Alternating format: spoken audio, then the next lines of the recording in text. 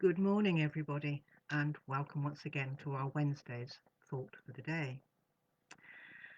Back in May 2016, our first Thy Kingdom Come was the initiative of the Archbishops of Canterbury and York, and it was designed for us to pray for 5 people, friends or family, that we really wanted to see come to the Lord, find the Lord's love. And over the last few years, it's grown and it's grown around the world with other denominations joining us. It's a great time of unity. So today I thought I'd like to actually share with you, for those of you who haven't been able to find it on the website, today's prayer and thought.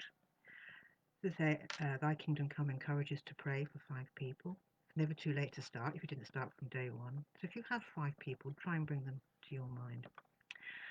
But it also made me think of those disciples in that first period of time between Ascension and Pentecost. They didn't know what was going to come. They didn't know what was happening. And they would have felt in isolation. They would have felt fear. What was going to happen? How was their world going to change? Sounds rather familiar, doesn't it? Even more so, what was this helper that Jesus had promised them? So here is what Thy Kingdom Come says. Our first is our reading. We know love by this, that he laid down his life for us, and we ought to lay down our lives for one another. How does God's love abide in anyone who has the world's goods and sees a brother or sister in need and yet refuses help? Little children, let us love, not in word or speech, but in truth and action. And that is taken from 1 John 3, verses 16 to 18. And this is the reflection that goes with that. When St. John says, dear children, he's speaking to everyone, all the children of God. He says we shouldn't just say we love people if we're not doing anything to show that love. That if we have material possessions and yet we don't show any pity for our brothers or sisters, how is that love?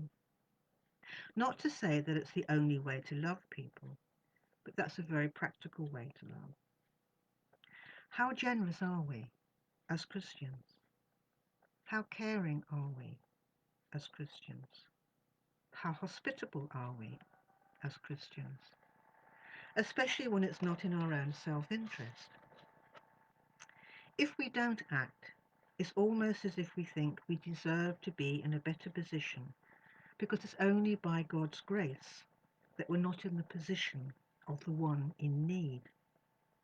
Jesus himself says, "For I was hungry, and you gave me something to eat.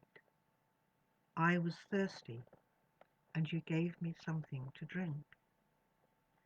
I was a stranger, and you invited me in.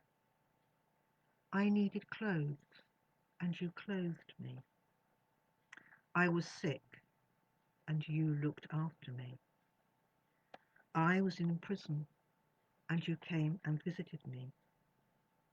Everything that we do to people, so we do as if we do it to Christ.